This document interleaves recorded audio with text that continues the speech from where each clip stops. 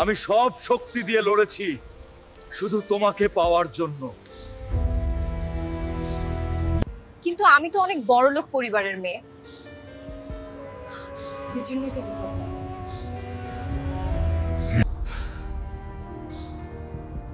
টাকা থাকলেই কি ভালোবাসা কিনতে পারো? তুমি যা করেছো তা আমি দেখেছি।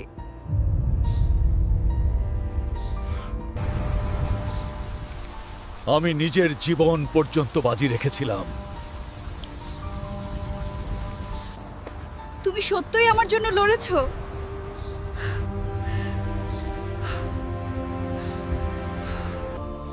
হ্যাঁ, কারণ আমি শুধু তোমাকেই ভালোবাসি।